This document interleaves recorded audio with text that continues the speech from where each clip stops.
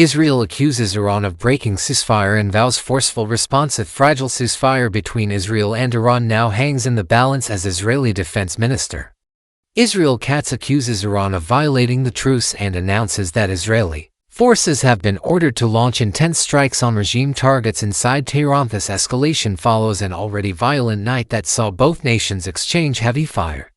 Just hours before the ceasefire was supposed to begin, Katz declared that Iran's action constitutes a clear breach of the ceasefire deal brokered earlier by the United States and warned that Israel will not remain passive. Israeli air defenses were earlier activated as missiles were launched from Iranian territory. Civilians in northern Israel were told to seek shelter and remain indoors. The emergency service Magen David Adom has so far received no reports of mass casualties except for one man who was injured while running to Safatire and has yet to confirm responsibility for the missile launches. Earlier statements from Iran's foreign minister had suggested that Iran would only stop its attacks if Israel ceased operations first. That conditional approach may now be in question. Tehran wakes after heavy strikes. Residents across Tehran and other Iranian cities reported one of the most intense bombardments in recent memory. Explosions rocked neighborhoods from the capital to the northern province of Gilan by early morning local time. The situation had reportedly calmed as attacks subsided after 4 o'clock. According to the Iranian Health Ministry, approximately 500 people have been killed in the past days of conflict. Precise numbers remain unclear as the government describes all casualties as martyrs regardless of their status as civilians or military personnel. Northern Iran attack claims Livis in Gilan province. A strike on the city of Astana Yeshurfaya left at least 9 people dead and over 30 injured. Local officials report that among the casualties are women and children. Iranian state media claim that a nuclear scientist Mohammad Reza Sadiki was killed in the diplomatic talks and nuclear concerns. While violence continues, diplomats are preparing for difficult talks. The central point of contention remains Iran's uranium enrichment program. Iran refuses to abandon its nuclear capabilities while the United States continues to demand restrictions.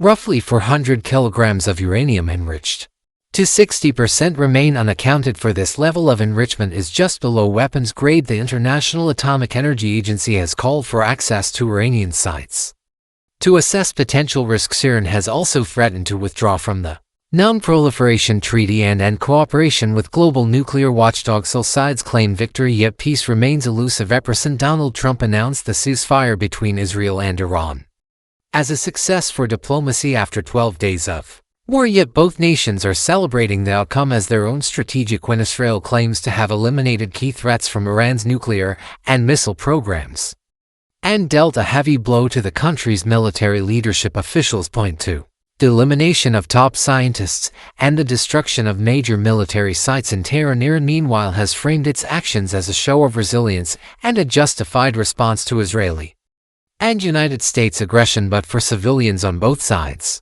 the cost has been enormous. Thousands have been displaced, and critical infrastructure has been reduced to rubble. A ceasefire or just a pause? International observers note that while the ceasefire announcement has sparked hope, it may only mark the end of the first chapter of this war. American airstrikes on Iran's nuclear facilities and Iran's retaliatory missile barrage have both raised global alarms. Qatar played a key role in facilitating communication between the two sides even after suffering attacks on its territory. Chief international correspondent Lys Doucet called this moment a whiplash of war and peace. The quick turn from full-scale conflict to ceasefire reflects both exhaustion and strategic calculation. Way forward as the world watches and waits, questions remain. Will Iran continue to enrich uranium? Will Israel strike again? Can President Trump's ceasefire hold?